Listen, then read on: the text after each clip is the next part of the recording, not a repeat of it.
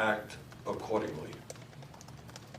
Nobody knows what the number of fatalities may end up being, or the number of people who may get ill, and we all hope that that number will be as low as possible. But we also have to face the truth, and that is that the number of casualties may actually be even higher than what the armed forces experienced in World War II. In other words, we have a major, major crisis, and we must act accordingly. Therefore, it is an absolute moral imperative that our response as a government, as a society, as a business community, and as individual citizens meet the enormity of this crisis. As people stay or work from home and are directed to quarantine, it will be easy for us to feel like we are all alone. I'm working at home, not in my office. Or that we must only worry about ourselves and think that everybody else should fend for themselves. But in my view, that would be a tragic and dangerous mistake. If there ever was a time in the modern history of our country when we are all in this together, this is that moment. Now is the time for solidarity. Now is the time to come together with love and compassion for all, including the most vulnerable people in our society who will face this pandemic from a health perspective or face it from an economic perspective. If our neighbor or co-worker gets sick, we have the potential to become sick. If our neighbor loses his or her job, then our local community suffers and we may lose our jobs. We are in this together. If doctors and nurses and medical personnel do not have the equipment and the training and the capacity they need right now, people we know may unnecessarily face additional illness and even death. We are all in this together. Unfortunately, in this time of international crisis, it is clear to me, at least, that we have an administration that is largely incompetent and whose incompetence and recklessness have threatened the lives of many, many people in our country. So today I would like to give a brief overview of what, in my view, we must do to respond to this crisis. First and foremost, we are dealing with a national emergency, and the President of the United States must understand that and declare that emergency. Next, because President Trump is unwilling and unable to lead selflessly, we must immediately convene an emergency bipartisan authority of experts to support and direct a response that is comprehensive, compassionate, and based first and foremost on science and fact. In other words, Congress, in a bipartisan manner, must take responsibility for addressing this unparalleled crisis. Further, we must aggressively make certain that the public sector and the private sector are strongly cooperating with each other, and we need national and state hotlines staffed with well-trained people who have the best information available. One of the aspects of the current crisis is there are people who are asking themselves, what are the symptoms of coronavirus? Do I have a cold? Do I have the flu? Do I have the coronavirus? Who's going to help me? Where do I go to seek medical treatment? How do I get a test? When is that test going to be processed? People have a lot of questions, And at the statewide and federal level, we need experts to provide the necessary information to our people. The American people deserve transparency, something that the current administration has fought day after day to stifle. In other words, we need to know what is happening right now in our country, in our states, and in fact, all over the world. If there was ever a time for transparency and honesty and being straightforward, this is that moment. And we need that information coming from credible, respected, scientific voices, of which we have many in our own country and all over this world, not from politicians. And during a crisis, we must make sure that we care for the communities most vulnerable to the health and economic pain that is coming. Those in nursing homes and rehabilitation facilities, those confined in immigration detention centers, those who are currently incarcerated and in jails, and all people regardless of their immigration status. Unfortunately, as I think the American people increasingly understand, our country is at a severe disadvantage compared to every other major country on earth because we do not guarantee health care to all people as a right. And as we speak, some 87 million Americans are either uninsured or underinsured. And when you are uninsured or underinsured, you hesitate about getting the medical care you need because you cannot afford to get that medical care. The result is that millions of our people cannot afford to go to a doctor, let alone pay for a coronavirus test. So, while we work to pass a Medicare for all single-payer system, the United States government today must make it clear that in the midst of this emergency, everyone in our country, regardless of income or where they live, must be able to get all of the health care they need without cost. Obviously, when a vaccine or other effective treatment is developed, it must be free of charge. We cannot live in a nation where if you have the money, you get the treatment you need to survive, but if you're working class or poor, you get to the end of the line. That would be morally unacceptable. Further, we need emergency funding right now for paid family and medical leave. Anyone who is sick should be able to stay home during this emergency and receive their paycheck.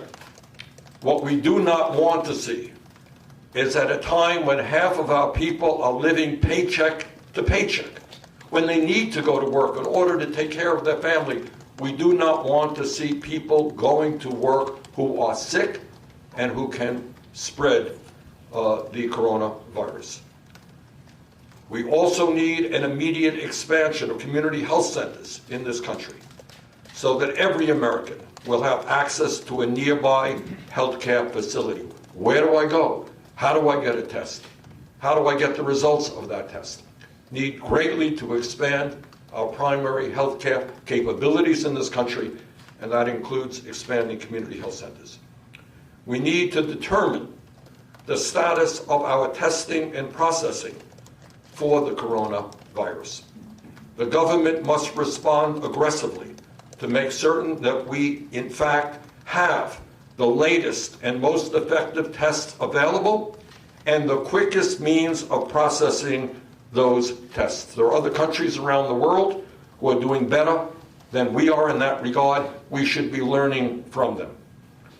None of the medical experts that I have talked to dispute that there is a major shortage of ICU units and ventilators that are needed to respond to this crisis.